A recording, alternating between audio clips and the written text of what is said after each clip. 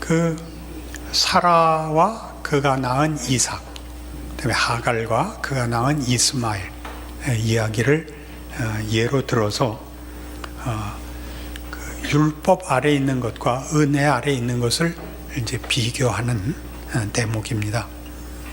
우리 갈라디아서 전체가 기독교 신앙의 근거가 어디 있느냐 하는 문제를 다루고 있고, 그 근거가 한 개인의 안에 내재하는 자신이 가지고 있는 능력이냐, 밖으로부터 온 은혜의 선물이냐 하는 문제를 다루고 있는 중입니다.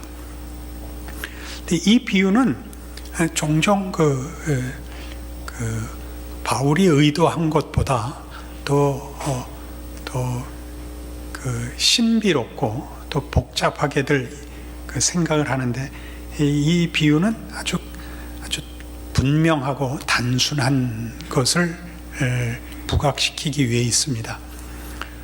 뭘 비교하냐 하면, 사라가 난 이삭과 하갈이 난 이스마엘의 차이는 어머니에 따라가는 거다, 그겁니다.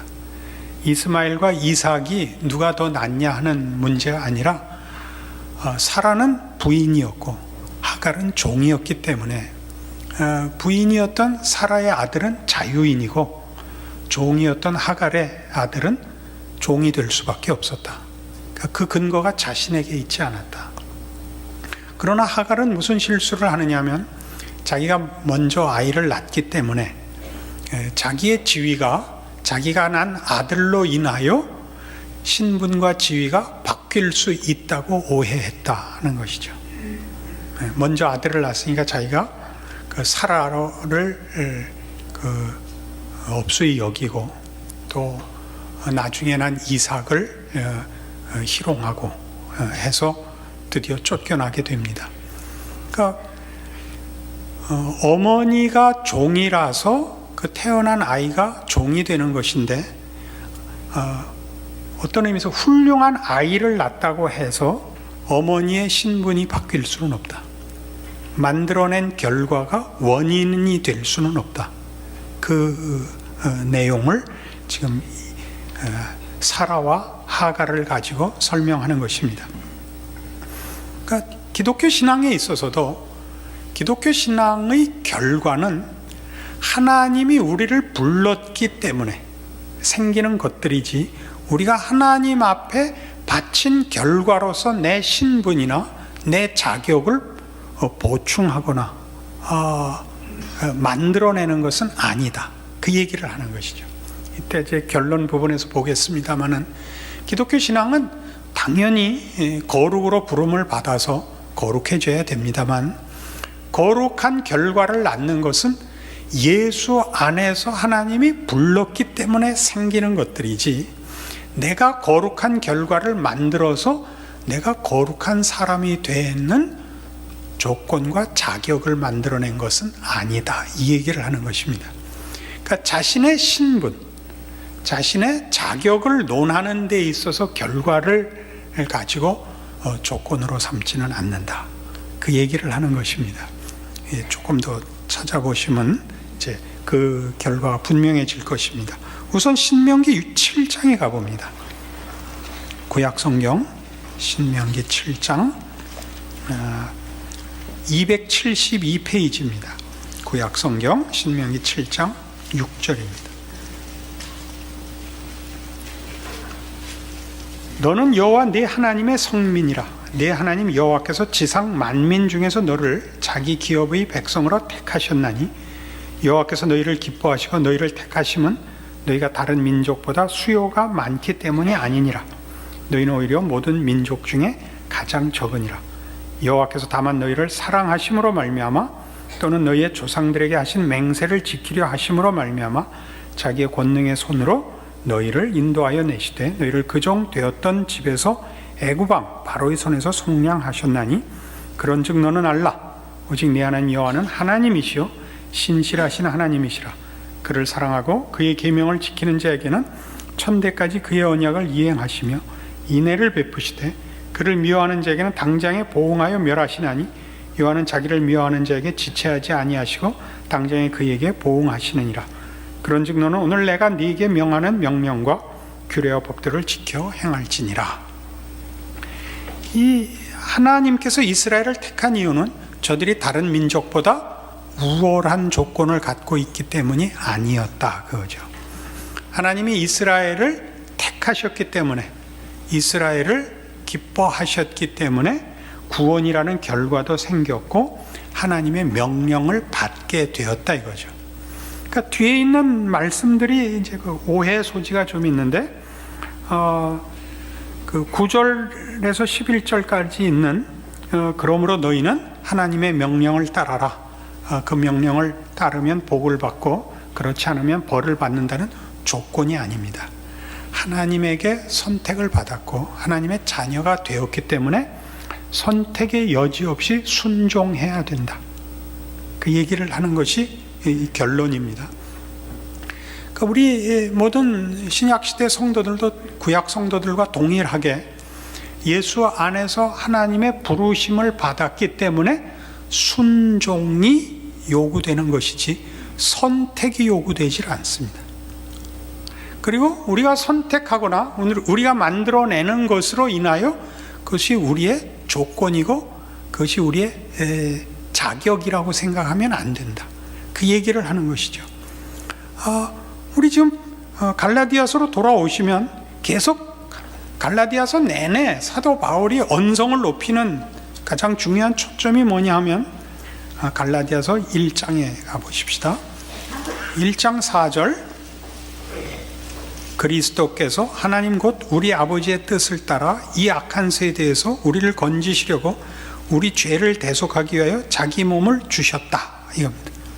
이게 언제나 근거입니다. 이게 자격이고 이게 조건입니다. 예수를 주셨다. 예수로 말미암아서 이 모든 일이 생겼다. 그러니까 우리는 순종해야 된다. 선택해야 되는 것이 아니다. 물론 나중에 우리의 분발과 책임이라는 면에서 선택이라는 것이 귀하게 또 요구됩니다만 우리의 선택은 순종의 다른 표현입니다. 우리는 하나님의 자녀로 부름을 받았기 때문에 하나님의 기뻐하시는 뜻이 우리의 유일한 목표요, 우리의 기쁨이 돼야 하는 존재들이 됐다. 그런 것이지, 우리가 하나님의 말씀을 들으면 복을 받고 하나님의 말씀을 거역하면 벌을 받는다는 것은 선택의 폭이 두 개 있다. 선택할 수 있는 것이 두 개가 있다는 뜻은 결단코 아닙니다. 결단코 아닙니다. 그래서 또 3장 1절에도 그렇게 나왔죠. 갈라디아서 3장 1절, 어리석도다 갈라디아 사람들아, 예수 그리스도께서 십자가에 못 박히신 것이 너희 눈앞에 밝히 보이거늘 누가 너희를 꾀더냐. 이게 다 무슨 얘기를 하죠? 예수로만 우리라는 존재, 우리라는 이름, 운명, 그리고 약속하신 소망과 목적이 생겼다. 이 얘기를 하는 것입니다. 물론 우리 예수 믿는 사람들끼리만 통하는 얘기입니다. 예수를 믿는다는 것은 사실은 신비한 것입니다. 그것은 어떤 논리나 어떤 경험 이상의 것입니다. 어떻게 알게 됐는지 신비에 속한 것입니다. 더러 자기 자신이 예수를 믿게 된 것을 논리적으로 그 근거를 삼을 수도 있고 체험으로 근거를 삼을 수 있는지 몰라도 사실은 그 모든 근거는 예수님께서 오셔서 십자가를 지신 역사적 사실에 근거하는 겁니다. 내가 이해하는데 논리성이나 경험이나 뭐 다른 증언들이 필요했는지 몰라도 결국 근거는 예수님이 죽으셨다는 사실이지 내가 이해했다는 사실이 근거는 아닙니다. 그렇죠? 내가 이해한 것은 우리의 근거가 오직 예수 그리스도뿐이라는 사실입니다. 그 근거를, 유일한 근거를 확보하게 되면 우리는 어떤 오해, 어떤 시험에서 벗어나게 되느냐 하면 자기 자신 안에서 근거를 가지려는 시험과 갈등에서 벗어나게 됩니다. 그리고 그 문제는 보기보다 보기보다 쉽지 않은 싸움입니다. 기독교 신앙의 역사는 어느 시대나 어느 개인에게나 늘 무슨 싸움이 되냐면 예수를 믿는다는 말이 예수에 초점이 있느냐 믿는다는 말에 초점이 있느냐 하는 갈등입니다.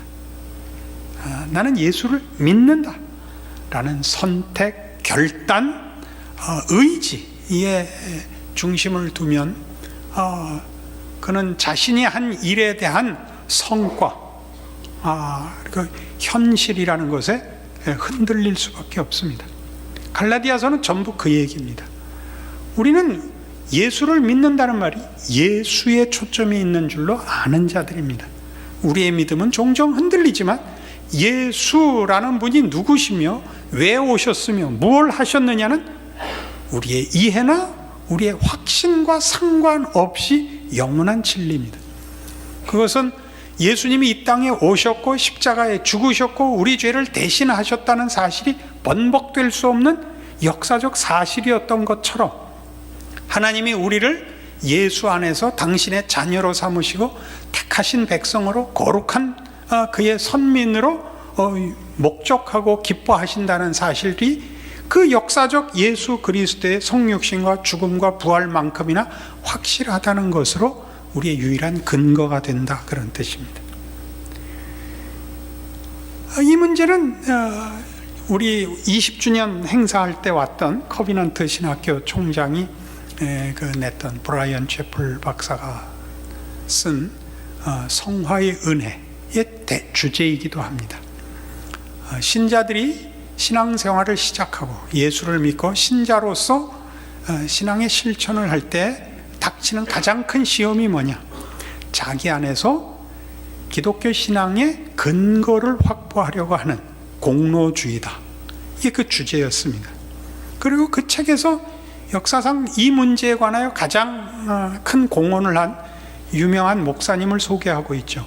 월터 마샬이라는 17세기의 목사님이신데 그도 이 문제를 갖고 씨름을 합니다. 왜냐하면 그의 성도들이, 자기가 목회하는 교회의 성도들이 신자답지 못하게 사는 것을 인하여 자살을 시도하기까지 하는 현실을 보고 그 월터 마샬 목사님이 자기 성도들을 위하여 이 설교를 합니다. 공로주의에 대하여 우리가 예수를 믿을 만한 자격이 있기를 바라는, 그래서 자기 안에 나는 예수를 믿는 사람이 분명하다 하는 확신을 얻으려고 하는 것에 대해서 그 잘못된 것을 지적하고 설명을 합니다. 그게 이 갈라디아서와 다 연결되는 것이죠. 뭐에 관한 것이라고요? 우리는 예수를 믿어서 믿음으로, 이게 애매한 말입니다.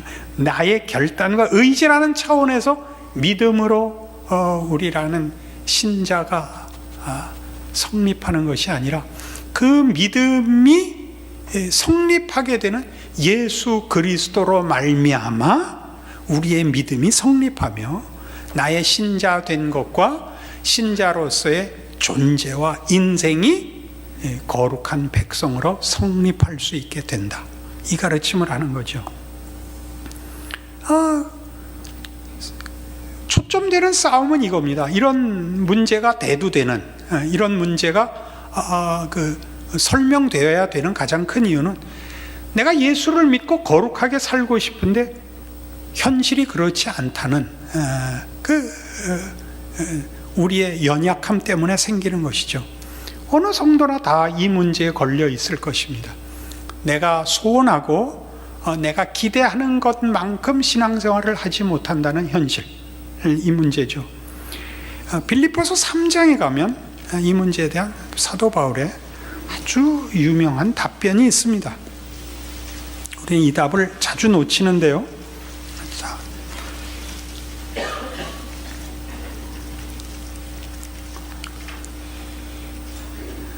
빌립보서 3장 10절 보시면 내가 그리스도와 그 부활의 권능과 그 고난의 참여함을 알고자 하여 그의 죽으심을 본받아 어떻게 해서든지 죽은 자 가운데서 부활에 이르려 하노니 내가 이미 얻었다 함도 아니요 온전히 이루었다 함도 아니라 오직 내가 그리스도 예수께 잡힌 바 된 그것을 잡으려고 달려가노라.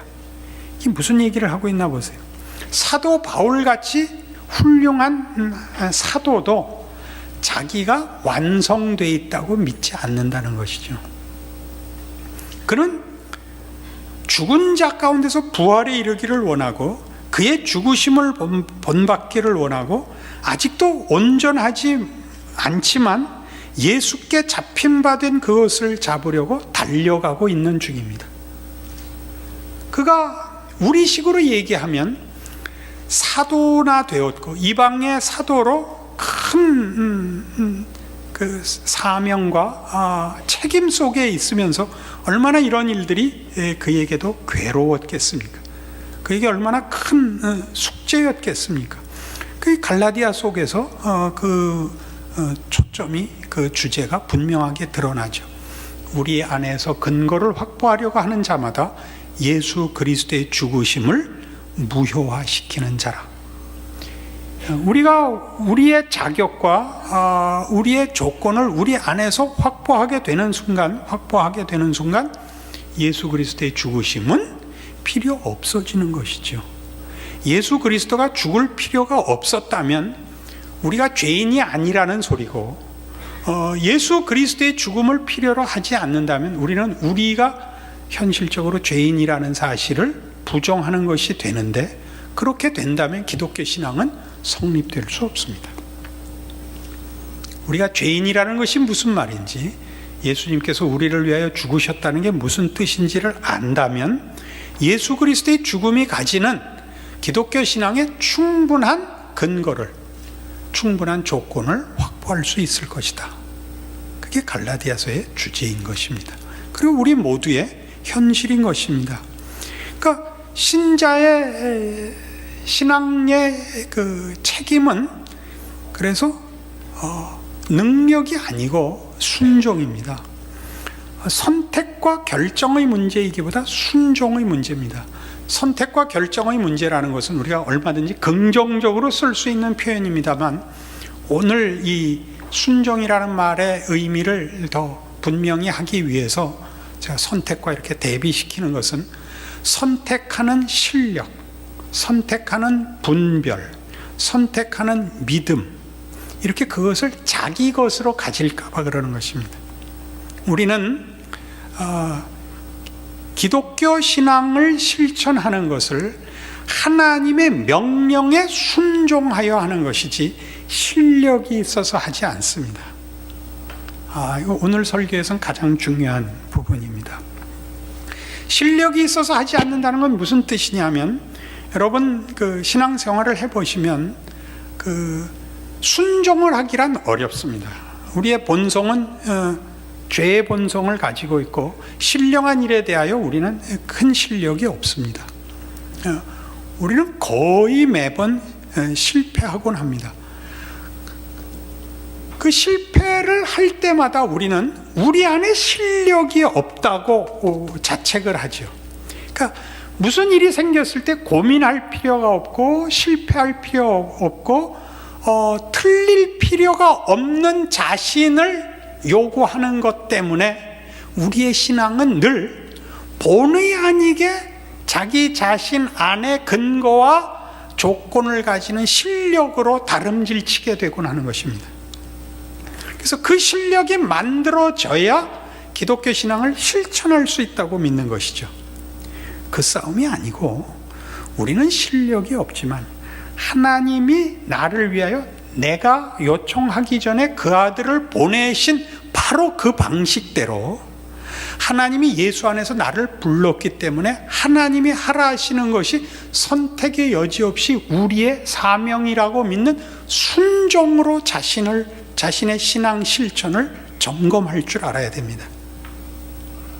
이 중요성을 기억해 주시기 바랍니다.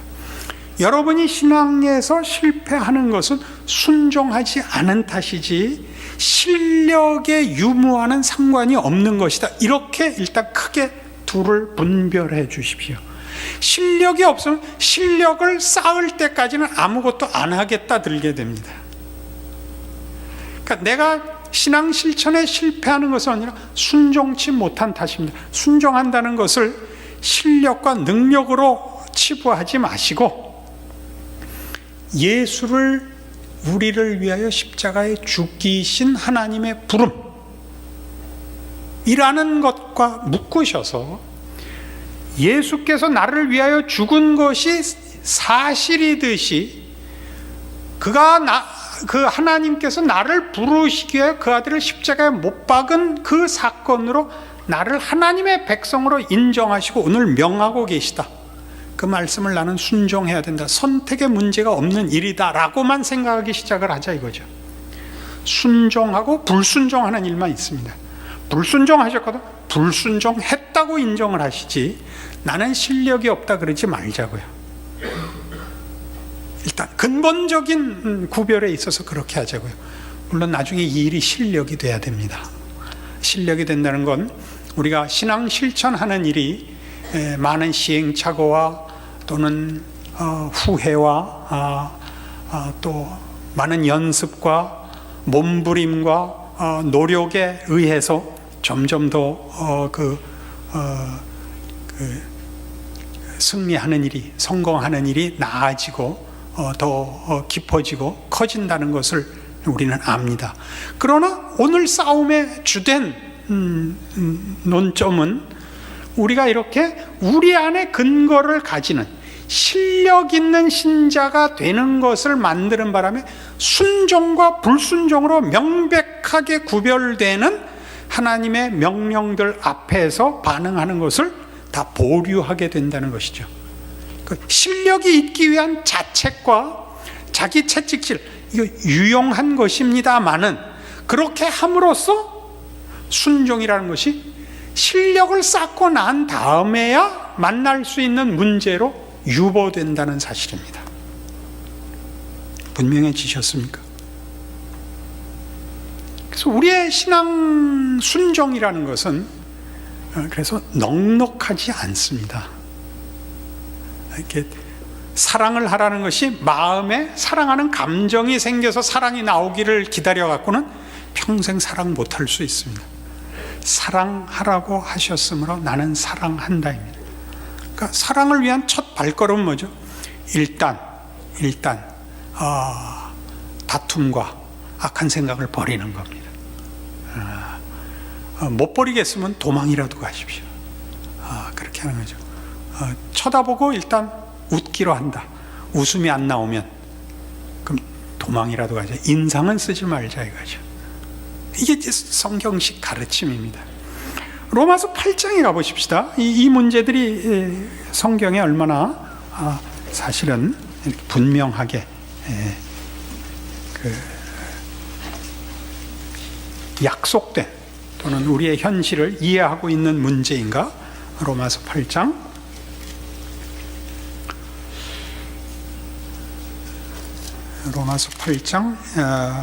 29절부터 보죠. 250페이지입니다. 하나님이 미리 아신 자들을 또한 그 아들의 형상을 본받게 하기 위해 미리 정하셨으니 이는 그로 많은 형제 중에서 맏아들이 되게 하려 하심이니라. 또 미리 정하신 그들을 또한 부르시고 부르신 그들을 또한 의롭다 하시고 의롭다 하신 그들을 또한 영화롭게 하셨느니라. 이 29절과 30절은 아주 놀랍습니다. 예수 안에서 우리를 정하셨는데 그 정하심은 구원입니다. 구원을 정하셨는데 그 구원은 시작뿐만 아니라 완성까지의 부름입니다. 그래서 31절 그런즉 이 일에 대하여 우리가 무슨 말하리요? 만일 하나님이 우리를 위하시면 누가 우리를 대적하리요? 자기 아들을 아끼지 아니하시고 우리 모든 사람을 위하여 내어주시니가 어찌 그 아들과 함께 모든 것을 우리에게 주시지 아니하겠느냐. 이 32절 얘기가 무슨 얘기인지 아시겠죠? 예수는 이미 주었습니다. 예수를 주어서 우리를 죄와 사망에서 꺼내고 하나님의 백성으로 부르신 하나님이 그 부르심의 완성을 실패할 리가 없다 이거죠. 그 아들을 주시니가 그 아들과 함께 나머지 무엇을 더 아낄 것이 있겠느냐. 그 아들을 주신 것보다 더 큰 것이 뭐가 있겠느냐. 그 논리입니다. 우리가 예수를 믿으면서 자책하는 것이 다 왜 오냐 하면 예수를 믿었기 때문에 오는 자책이거든요. 예수를 안 믿으면 안 생기는 자책이죠. 내가 신자답지 못하다. 나는 왜 신앙이 요거밖에 안 될까? 예수를 믿는다는 절대 조건 하에서 생기는 자책입니다. 우리가 그 자책 속에서 뭘 발견해야 되냐면, 예수를 주신 것이 취소될 수 없는 것처럼, 예수를 주실 때 하나님이 당신의 모든 것을 주신 것처럼, 우리가 아직 죄인 되었을 때 그 아들을 십자가에 죽이시는 하나님이 그렇게 시작한 구원을 실패하실 리 없다, 이걸 하는 거죠. 그러면 아까도 결론 부분에서 이미 우리가 언급하고 지나간 것 같이 실패하실 리가 없으니까 평안을 주십시오, 확신을 주십시오, 감동을 주십시오라고 가지 말잔 말이죠. 그러기를 바라는 한은 우리는 자신에게 조건과 능력을 채우느라고 신앙의 실제적인 실천의 시간을 놓치게 된다는 얘기입니다. 순종하시라고요. 그 아들을 주신 걸 변개시킬 수 없는 것 같이 우리에게 지금 선택할 문제는 순종이라는 것 하나뿐이다를 인정해야 된단 말이죠. 그래서 그렇게 사셔야 됩니다. 그렇게 하지 않은 것은 다 여러분이 여러분을 이렇게 충분하게 만들어서 보란듯이 신앙생활을 하고 싶은 겁니다. 보란듯이 하는 신앙생활이라는 없습니다. 죽을 것 같이 하는 신앙생활만 있습니다. 죽을 것 같이. 내가 할 수 없는 것을 합니다. 뭐 같이? 죽을 수 없는 성자 하나님이 십자가에서 우리의 손에 의해서 죽는 것 같이. 그게 우리 기독교 신앙의 구원의 신비며 신앙생활의 신비입니다. 그리고 우리의 유일한 힘입니다. 그 근거를 붙잡으시는 오늘의 이 말씀이기를 바랍니다. 기도하십시다. 하나님 아버지, 은혜를 감사합니다. 우리가 예수를 믿노라 고백하며 예수를 믿어 하나님의 백성된 자라 그렇게 믿고 살고 있는 자들입니다. 그러나 우리의 신앙의 현실은 거의 비참합니다. 이유는 단 하나입니다. 우리의 믿음이 부족한 탓입니다. 근데 그 믿음이 우리의 감정과 의지에 있게 마시고 사실에 있게 하여 주시옵소서. 예수 그리스도께서 십자가에 죽으신 것이 이렇게 분명히 보이거늘 누가 너희를 꾀더냐? 라는 사도 바울의 그 고함 소리를 우리 마음속에 늘 살려내게 하시옵소서. 우리가 신앙의 정당한 실천을 하지 못할 때마다 내가 나 스스로에게 근거를 만드느라고 실제적인 순종을 밀고 있구나. 하나님이 그 아들을 보내어 십자가에 못 박은 이 엄연한 사실을 내가 부정하고 있거나 이렇게 자신을 믿음으로 채찍질할 수 있게 하여 주시옵소서. 순종하게 하시고 승리하게 하옵소서. 그리하여 우리의 믿음이 크게 하옵소서. 예수님 이름으로 기도합니다. 아멘.